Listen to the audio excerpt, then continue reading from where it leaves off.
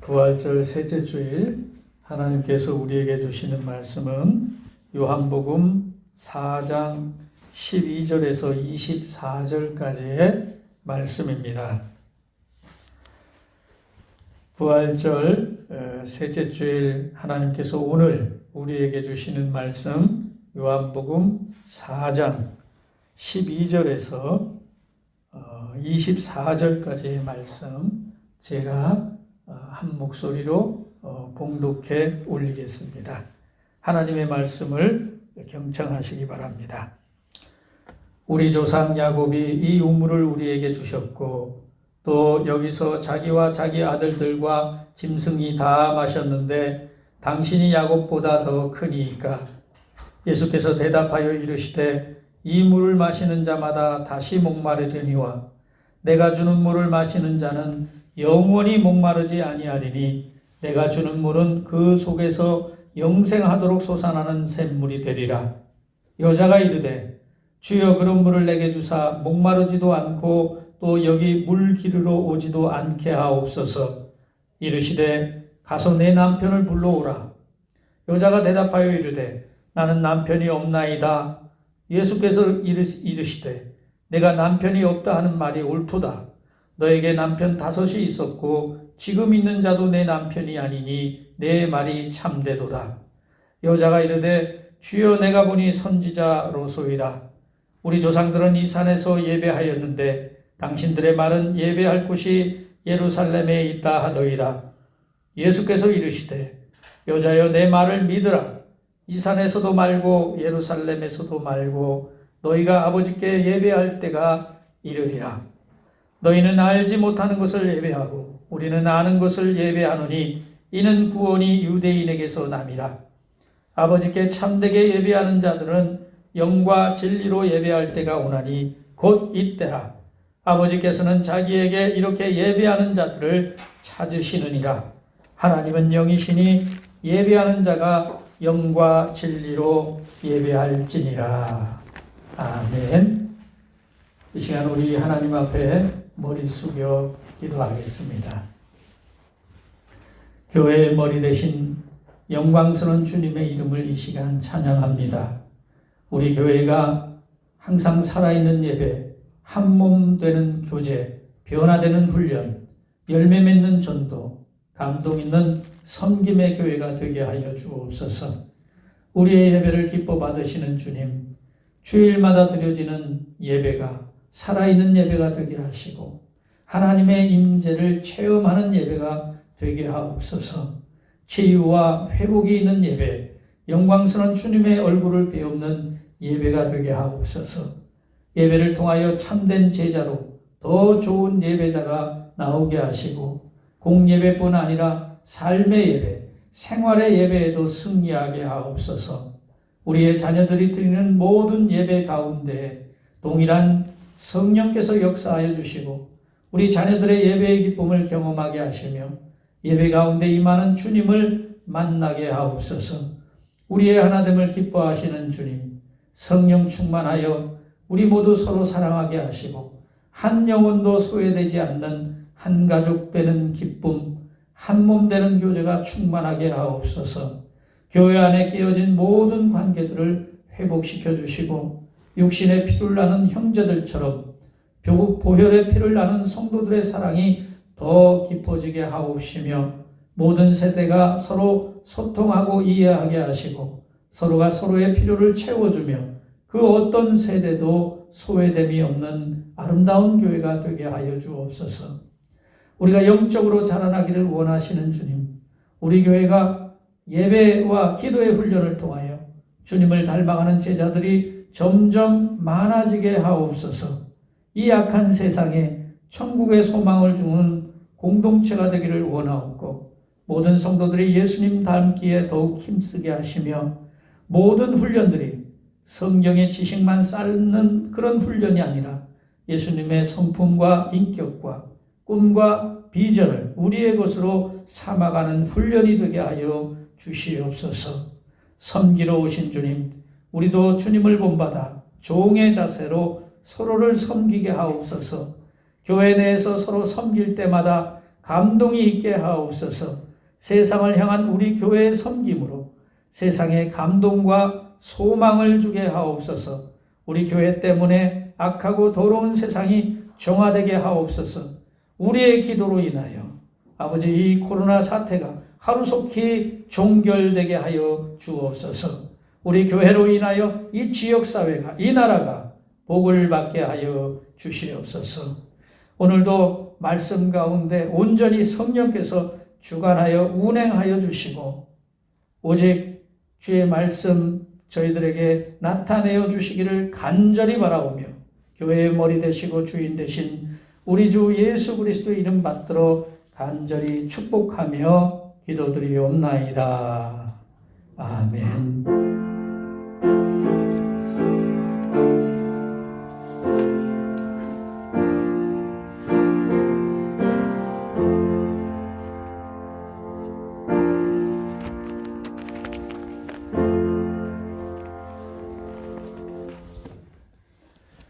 할렐루야. 오늘 예배 자리에 나오신 성도님들 환영하고 축복합니다. 우리 앞뒤 좌우를 보시면서 한번 눈빛으로라도 인사하시기 바랍니다. 반갑습니다. 잘 오셨습니다.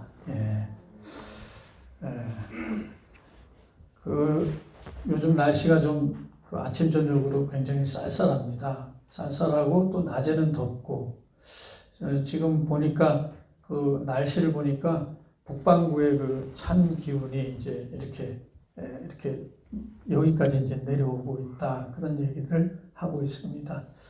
아마 다음 주부터는 좀 날씨가 좀 풀리고 이렇게 될 텐데 그러다 보니까 조금 감기에 다시 걸리시는 분들이 있어요. 아직까지 이 기침만 해도 옆에 사람들이 굉장히 놀라는데 여러분 감기 조심하시기 바랍니다.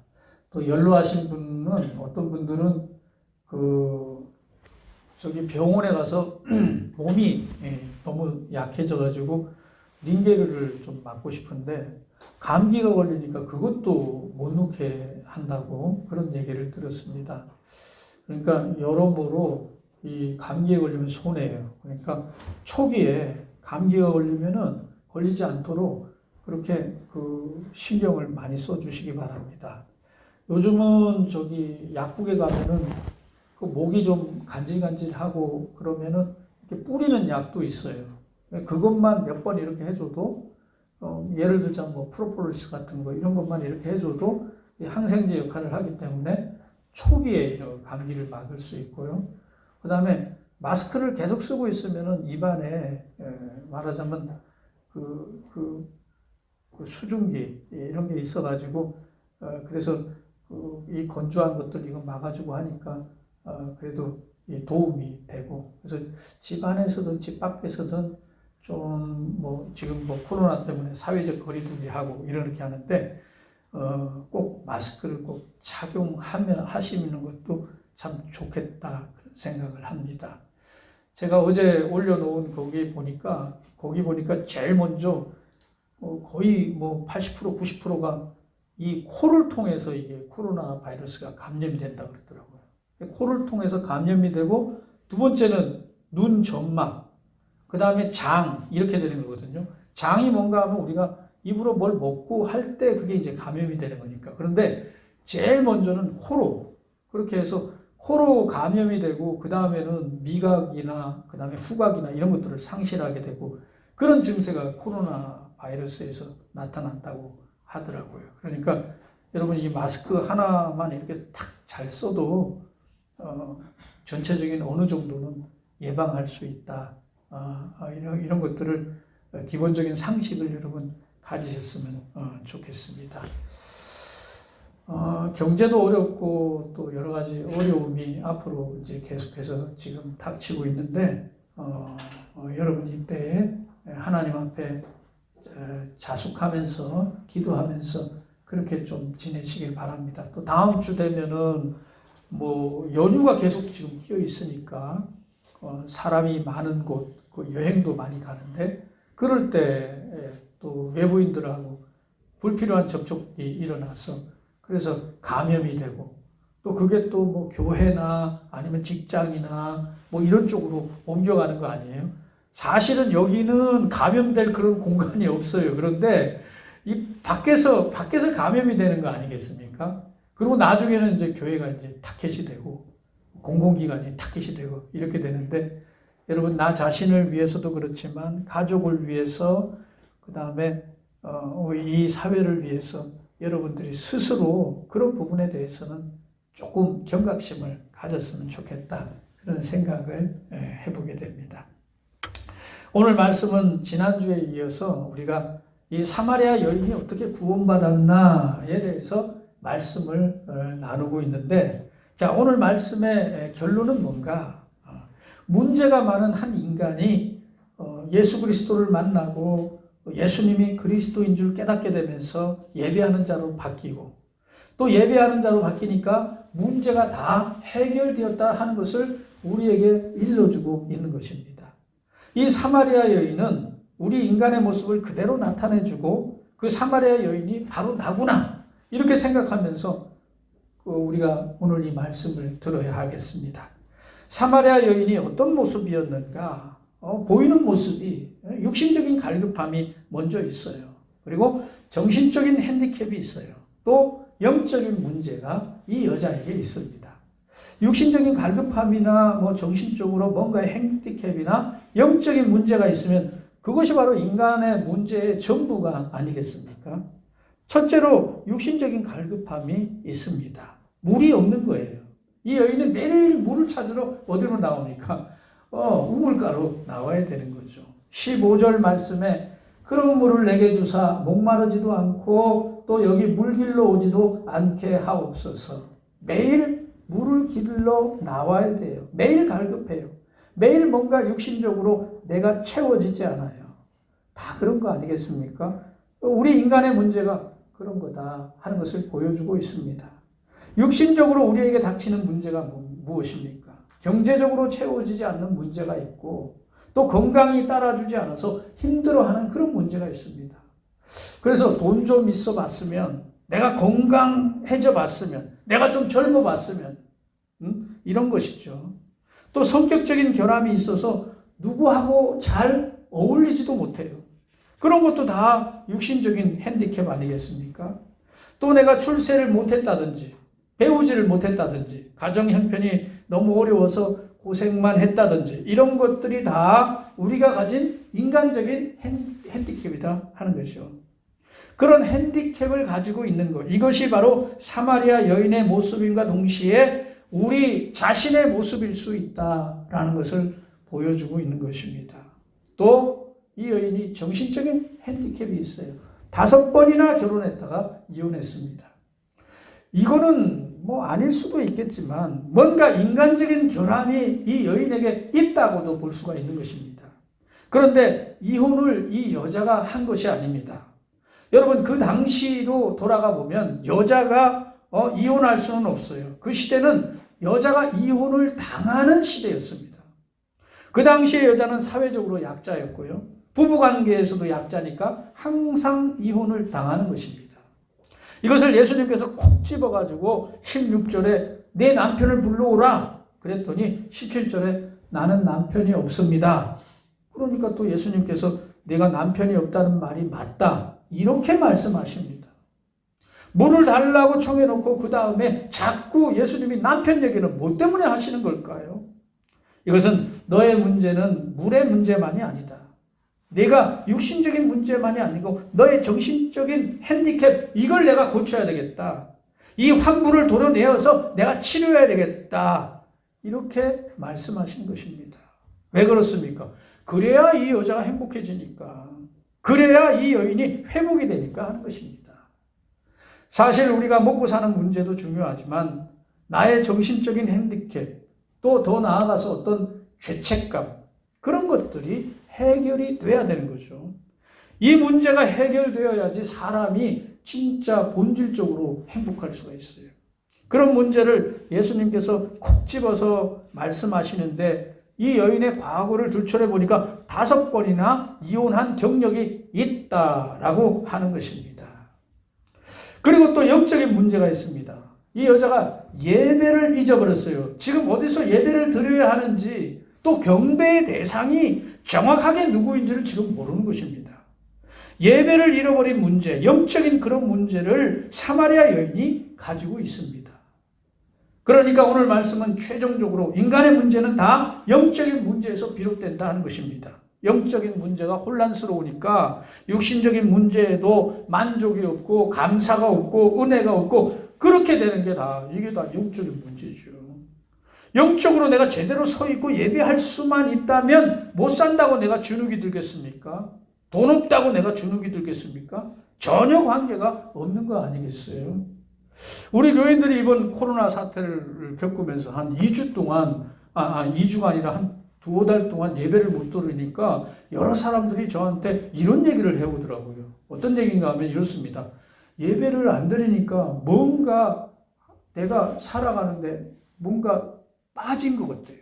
뭔가 불안하고 뭔가 공허하고 그런 일들이 자기들 마음속에 있다는 거예요. 그래서 예배를 드리고 싶다는 거예요. 여러분, 세상 사람들은 이런 생각 안 합니다. 이런 판단 안 합니다. 그러나 이 예배가 우리 그리스도인들에게 얼마나 중요한 문제인가 하는 것을 여러분 뭔가 그걸 보여주고 있는 거 아니겠어요?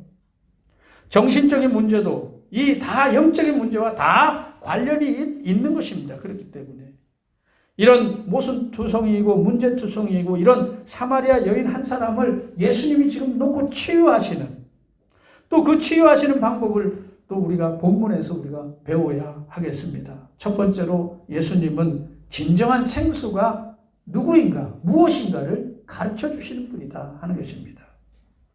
그래서 예수님은 먼저 야곱의 우물에서 물을 찾지 말고 예수님의 우물에서 물을 마셔라 이렇게 권하고 있습니다. 13절 보니까 예수께서 대답하여 이르시되 이 물을 마시는 자마다 다시 목마르려니와 내가 주는 물을 마시는 자는 영원히 목마르지 아니하니니 내가 주는 물은 그 속에서 영생하도록 솟아나는 샘물이 되리라. 자, 이 물을 마시는 자마다 계속 목마를 것이다. 이 우물이 어떤 우물입니까? 바로 야곱의 우물입니다. 자, 우리가 한번 야곱의 우물에 대해서 한번 생각해 봐야 할 것입니다. 이 야곱의 우물에서는 뭐가 건져지는 것일까요? 여러분, 야곱이 어떤 사람입니까? 야곱은요, 곤모술수의 사람이에요. 그러니까 야곱의 우물에서 건져지는 것은 곤모술수밖에 없어요. 그런데 그 곤모술수가 한 건 하면은 갈증이 해소되는 것입니까? 아니라는 거죠. 그 권력을 지키기 위해서 가진 죄를 다 짓고 거짓말해야 되는 거 아니겠어요? 자기 명예를 지키기 위해서 얼마나 위선을 또 부려야 하는 것입니까? 야곱의 우물에서 건져낸 것은 계속 갈급한 것입니다.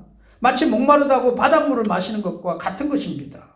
여러분, 잠깐 그것이 해결될 줄은 모르겠지만 갈증이 계속 증폭이 되어서 바닷물을 마시면 결국은 죽는 거 아니겠어요? 야곱의 우물에서는 계속 갈증이 일어나는 것입니다.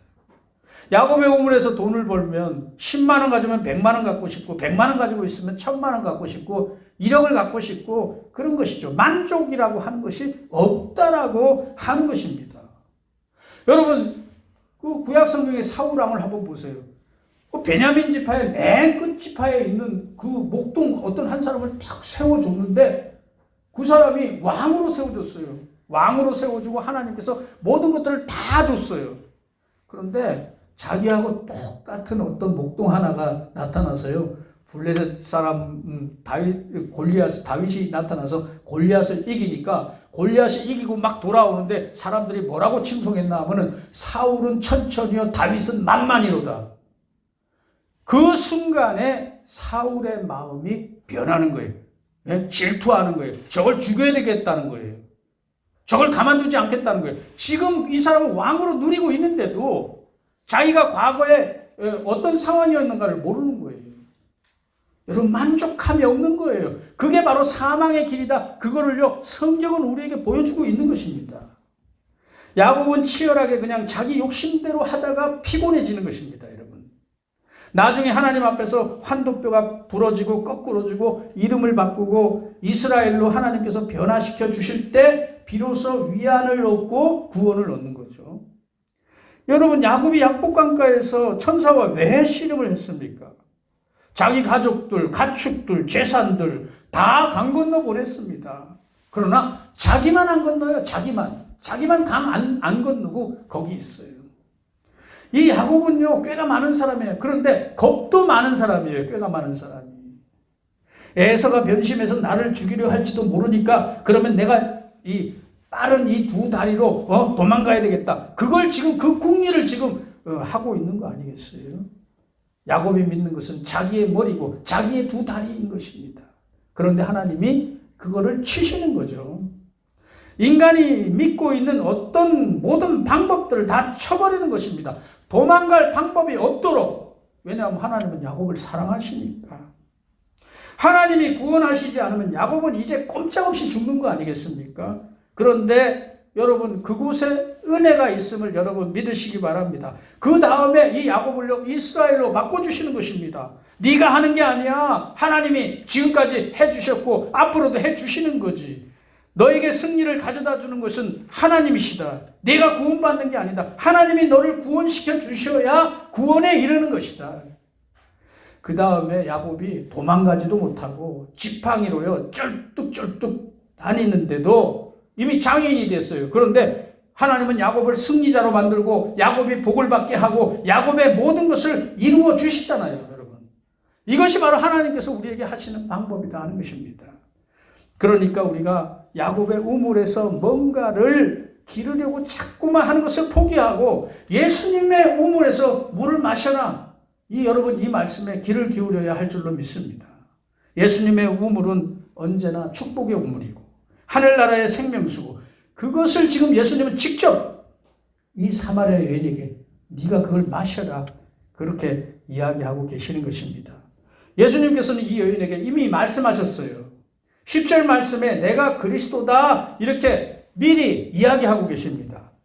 예수께서 대답하여 이르시되 내가 만일 하나님의 선물과 또 내게 물 좀 달라 하는 이가 누구인 줄 알았더라면 내가 그에게 구하였을 것이요 그가 생수를 내게 주었으리라. 네가 나를 아느냐? 내가 그리스도인 줄을 아느냐? 그러면 생수는 이미 너에게 주어졌다. 이 말씀을 지금 미리 말씀하신 것입니다. 진정한 생수는 예수 그리스도 안에 있고 그 예수 그리스도 안에서 마시는 생수는 세상의 것과 같지 않으니 이걸 마셔야 된다고 선포하시는 주님의 말씀을 여러분 오늘 귀담아 들으시기를 주님의 이름으로 축원합니다. 예수 그리스도를 믿을 때 여러분 육신적인 갈급함에 만족감이 얻어지고요. 다윗과 같은 그런 위대한 신앙 고백을 우리도 할 수 있을 것입니다. 다윗은 시편 23편 1절에 이런 말을 합니다. 여호와는 나의 목자심이 내가 부족함이 없으리로다. 그가 나를 푸른 풀밭에 누이시며 쉴 만한 물가로 인도하시는도다. 자, 이것이 메시아 예수 그리스도 안에서 새 물을 마시는 사람의 고백인 것입니다. 다윗은 여러분 시편 23편 이것을 고백할 때 육신적으로는 정말 물이 없습니다. 사울에게 쫓기고요. 육신적으로 너무 피곤하고 그런 상태에 있는 것입니다. 생명의 위협을 받고 가진 것도 없고 배신당하고 그런 상태죠. 지금 우리가 처한 그런 환경과 똑같은 상황을 지금 우리 교회가 여러분 지금 이 나라가 이 세계가 처한 모든 상황은 똑같은 상황에 처해 있는 거예요. 여러분 여기서 우리가 누구를 향해서 부르짖어야 하겠습니까? 바로 예수 그리스도를 향해서 우리가 부르짖어야 할 줄로 믿습니다. 다윗은 여기서 예수님의 우물, 메시아의 물을 마셨어요. 영원한 생명수를 마셨어요. 여호와의 말씀을 온전히 의지했습니다. 그랬더니 그 상황에서 찬송이 튀어나오는데 여호와는 나의 목자시니 내가 부족함이 없으리로다. 여러분 예수 그리스도의 물을 마시면 없어도 풍족하고 내게 부족함이 없습니다. 나를 푸른 풀밭에 누이시고 쉴만한 물가로 인도함을 찬양합니다. 이런 고백이 나오게 될 줄로 믿습니다. 여러분 교회가 뭘 가르치겠습니까? 교회가 무슨 여러분들에게 돈 버는 법을 가르치겠어요? 아니면 공부하는 법을 가르치겠어요? 그런 것들도 할 수 있는 그런 기능도 있겠지만 그런 것이 온전한 교회의 기능은 아니잖아요.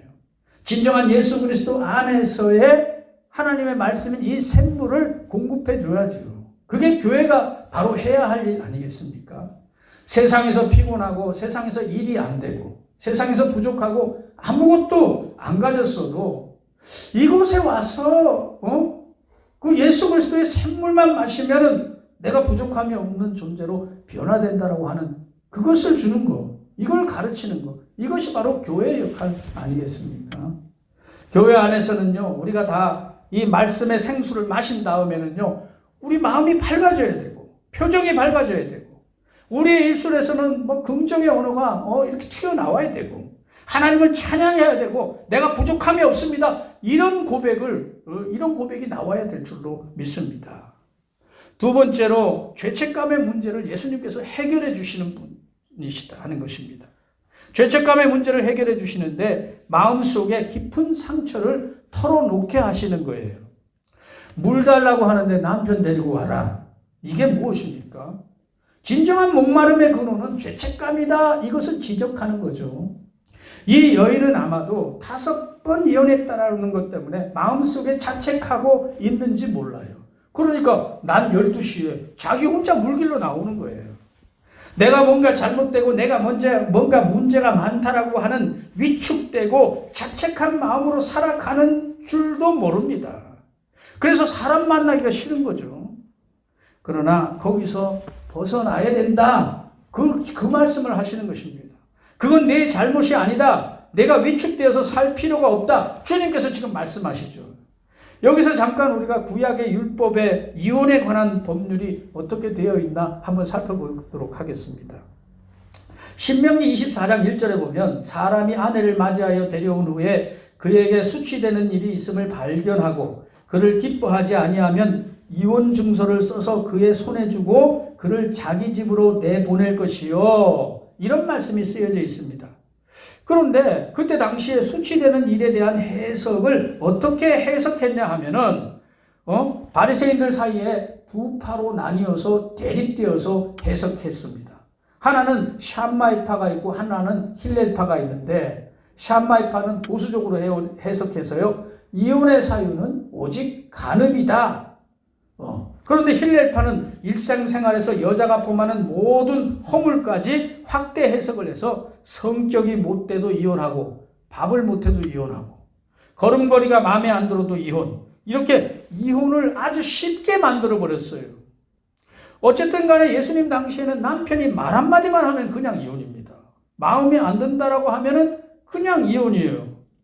원래 하나님의 말씀의 목적은 그게 아닌데 이 모세의 법이 잘못 해석되어져서 강자 위주의 법으로 해석되어서 예수님 당시에는요, 이 이혼의 법을 아주 그렇게 광범위하게 열어놨어요. 여기에 대해서 예수님은요, 이 이혼법을요, 약자들의 그 입장에 서서 다시 한번 말씀해주는 내용이 마태복음 5장 31절에 있습니다. 또 일렀으되 누구든지 아내를 버리려거든 이혼 증서를 줄 것이라 하였으나 나는 너희에게 이르노니 누구든지 음행한 이유 없이 아내를 버리면 이는 그로 간음하게 하느며 또 누구든지 버림받은 여자에게 장가든 자도 간음함이니라.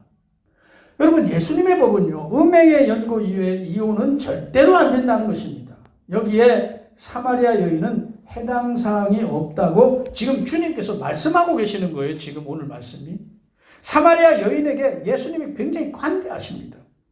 여인들이 약자인 시대에 예수님은 이 여인에게 관대하게 말씀하고 계시는 것입니다. 하나님께서 짝지어 주신 거 사람이 나누지 못할지니라.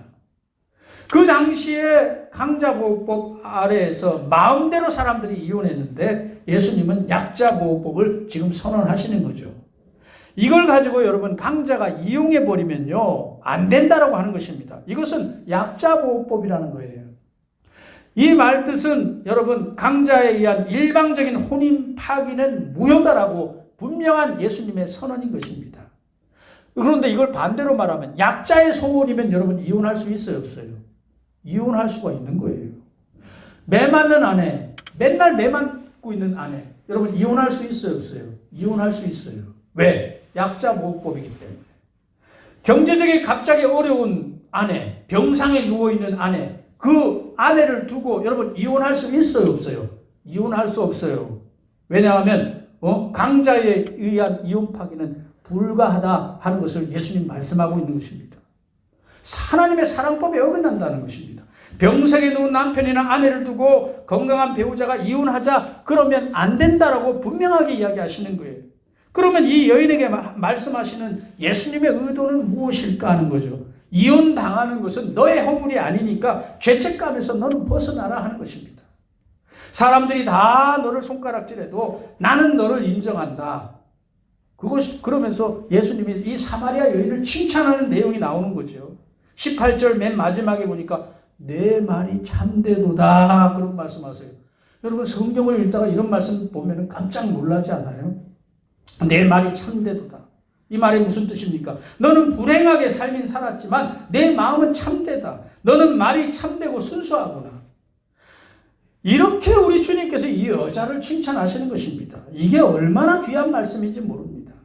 지금 자기는 못났어요. 자기는 모든 게 틀렸어요. 자기는 모든 사람들이 손가락질하고 자기는 죄인이다라고 하고 이렇게 지금 주눅 들어서 죄책감 속에서 살아가는 이 사마리아 여인에게 너 참돼, 너 순수해, 너 진실해 이렇게 칭찬해 주는 사람은 단 한 사람도 없었던 것입니다. 여러분 이런 칭찬을 이 여인은 한 번도 들어본 적이 없었던 거예요. 여러분 그런데 이 말씀이 무엇일까요? 내가 순수하다, 내가 진실하다, 내 말이 참되다. 너 그렇게 불행한 과거가 있지만 너의 인간성은 괜찮은 사람이야. 너는 괜찮은 사람이야. 이렇게 우리 주님께서 인정해 주시고 부축해 주시는 거예요. 여기서 지금 이 여인이 회복이 일어나는 것입니다. 여러분 그 어떤 사람에게 누구에게인가? 그 한 사람에게 장점을 가지고 여러분 칭찬해 보았습니까? 그 사람의 모든 것이 잘못되고 모든 것이 모순덩어리 같지만 어떤 장점은 있을 것이다 하는 것을 오늘 성경은 우리에게 보여주고 있는 것입니다. 우린 같은 인간이잖아요.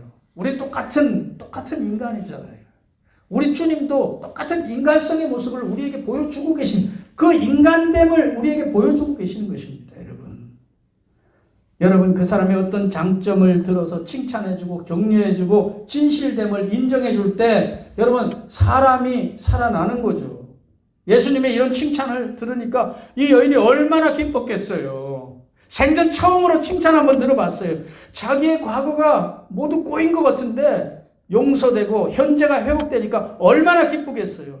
기뻐졌습니다. 그래서 그 다음에 찾는 게 무엇입니까?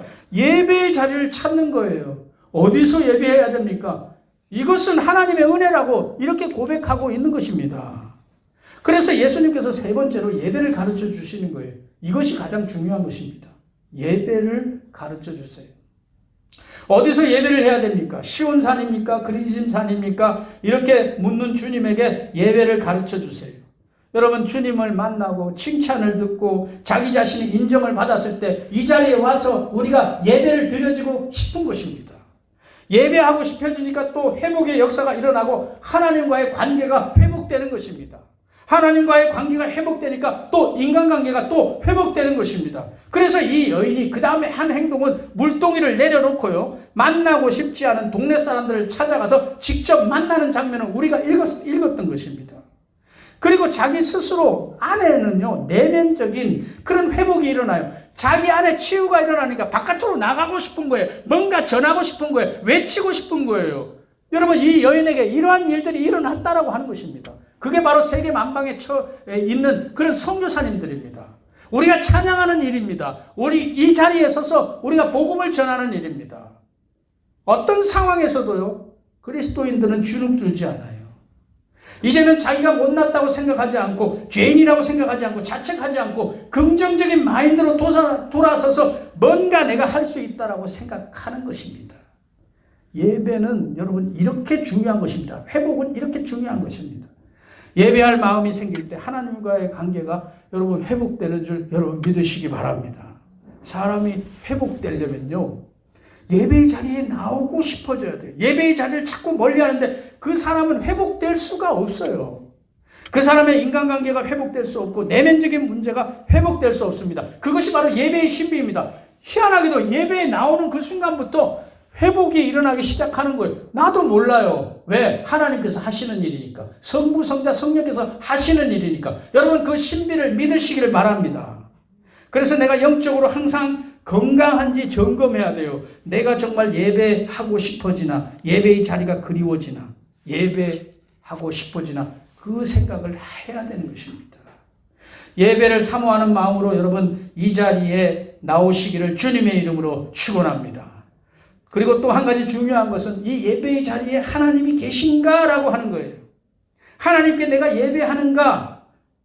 하나님 없는 예배는 안 된다라고 하는 것입니다. 예루살렘 성전에서 아무리 거창하게 그렇게 예배드려도 인간적인 어떤 의식을 가지고 예배를 드려버리면 그것은 진정한 예배가 아니라는 것입니다. 우리가 거창한 예배 의식이 중요하겠습니까? 화려한 건물이 중요하겠습니까? 굉장한 어떤 프로그램이 중요하겠습니까? 우리 지금 요즘 드리는 게 너무 단촐하죠. 떠들썩한 어떤 찬양 소리가 여기 안에 있습니까? 그런 것이 없어요. 논리정연하고 화끈한 설교가 어떻게 중요하겠습니까? 그런 것이 중요한 것이 아니라 제일 중요한 것은 오늘 이 자리에 내가 하나님을 만나는 자리라고 하는 그런 확신, 그런 믿음, 그것이 중요하다 하는 것입니다. 여러분 이 자리에서 하나님께만 예배하시기 바랍니다. 이 자리에 하나님의 임재가 느껴져야 되고 하나님을 만나야 되고 하나님의 말씀이 내 귀에 지금 들려와야 돼요. 들려와야 돼요. 하나님이 이 자리에 계신다라고 하는 의식을 가질 때 그게 바로 진정한 예배 아니겠어요? 어디서가 중요한 것이 아니라 어떤 방법이 중요한 것이 아니라 아버지께 예배해라. 하나님께 예배하는데 그 하나님은 누구냐? 그런 질문을 우리가 하는 거죠. 우리의 아버지가 되신다. 여러분 어깨를 당당하게 펴고 하나님을 아버지라고 부르짖는 것, 그것이 얼마나 귀한 고백인지 모르는 것입니다. 하나님을 아버지라고 했을 때 그 아버지는 어떤 아버지일까요? 그걸 예수님이 우리에게 가르쳐 주셨잖아요. 나를 사랑하시는 아버지. 그걸 가르쳐 주셨어요. 내게 복을 주시는 아버지. 나를 지금 용서하시는 아버지. 이 사마리아 여인을 통해서 우리에게 말씀하시는 내용이 뭡니까? 나의 모든 기도를 들어주시는 아버지. 내게 좋은 것을 주시는 아버지. 이게 바로 예수님이 우리에게 심어주신 아버지에 대한 개념 아니겠습니까? 아버지께 예배하라는 것이 나를 저주하시는 하나님, 나를 겁주는 하나님, 내 죄악대로 나 처벌하시는 하나님, 내가 잘못한 거 다 들춰내가지고 심판하시는 하나님, 그런 하나님으로 예배하면 그것은 주님이 가르쳐주는 예배가 아니라고 오늘 성경은 이야기하고 있는 것입니다. 절대로 여러분 하나님 앞에서 내가 벌받았다 이런 생각을 바꾸시기 바랍니다. 이런 생각을 하면 이건 무당 종교가 하는 것이고 예수님이 가르쳐주신 아버지의 개념은 아니다 하는 것입니다. 예수 그리스도 안에서 우리의 모든 저주와 형벌은 여러분 다 끝난 줄로 믿으시길 바랍니다. 그것 때문에 여기 십자가가 있는 거예요. 여러분 여기 들어올 때 이 십자가를 제일 먼저 우리가 볼 수 있는 그 가장 중앙의 위치에 여기다가 십자가를 놓는 이유가 무엇입니까? 이 십자가를 보는 그 순간에 우리의 모든 죄와 형벌을 담당하신 예수님이 여기에 보이는 거고 거기에서 우리가 감사하고 거기에서 숙연해지는 거고 거기서 하나님의 사랑이 느껴지는 거 아니겠어요? 거기에서 감사가 일어나고 찬양이 일어나는 거 아니겠어요? 이거를 자꾸만 감소시키면 안 되는 것입니다. 내 감정으로 이것을 자꾸 무너뜨리면 안 되는 것입니다. 어떤 교회는 이 십자가를 숨겨놨어요. 저쪽 구석탱이에. 아니면 무슨 이거 내린다고 해서 전부 다 십자가를 없애버렸어요. 여러분 이 십자가 우상이 되면 안 되겠지만 이 십자가를 보라는 것이 무엇입니까? 바로 그 안에서 하나님의 그 사랑의 하나님을 발견하라 하는 거 아니겠어요? 우리의 모든 저주가 끝나고 형벌이 끝나고 우리의 모든 죄악된 것들이 끝나버렸어요. 이제는 나를 사랑하시는 아버지만 남아있어요. 내가 복받을 존재가 못 되는데도 내게 항상 복 주시는 아버지만 지금은 남아있어요. 내게 항상 은혜를 주시는 아버지만 남아있어요. 그 아버지께 우리가 지금 이 순간 예배하고 있는 것입니다. 이걸 여러분 감사하시기 바랍니다. 지금 이 순간 하나님으로 아버지로 인정하는 것, 이 예배를 드리는 이것이 바로 영과 진리로 드리는 예배고 십자가의 그 사랑을 기억하면서 드리는 이 예배가 바로 영과 진리로 드리는 예배임을 기억하시고 여러분 오늘 들은 말씀을 중심으로 해서 이 사마리아 여인이 물동이를 벌어놓고 동네로 나간 것처럼 여러분들도 이제 동네로 나가셔서 예수 그리스도의 삶을 살아가시기를 주님의 이름으로 축원합니다. 기도하겠습니다. 아버지 하나님, 우리의 일생이, 우리의 삶이 아버지 하나님 이 사마리아 여인과 같지 않았습니까? 야곱의 우물에서 발버둥 치고 거기서 물을 기르려고 지금도 애쓰고 살아가고 있는 거 아니겠습니까? 오직 하나님의 은혜가 아니면, 우리 주님께서 찾아와 주신 그 놀라운 은혜가 아니면 우리는 거기서 구원받을 길이 없고 절망의 삶을 살았을 터입니다. 그러나 이제 말씀을 통하여 아버지 은혜를 베풀어 주시고 우리가 어떻게 구원받았는지를 깨닫게 하여 주시고 또 우리가 어떻게 하나님을 섬겨야 되는지를 가르쳐 주시니 감사드립니다. 이 시간 사마리아 여인처럼 물동이를 내어놓고 이제 회복의 걸음걸음을 아버지 매일매일 우리 주님 안에서 기쁨과 찬양으로, 기도와 감사로, 도구와 간구로 우리 하나님께 영광 올려드리는 그 삶을 뚜벅뚜벅 걸어나가게 하여 주시옵소서. 사랑하는 성도들, 아버지 신령한 육체로 건강 아버지 회복시켜 주시고 하나님 축복하여 주시고 또 한 주간 또 5월 한 달 우리 하나님의 영광 안에 머물러서 살아가는 성도들 다 되게 하여 주옵소서.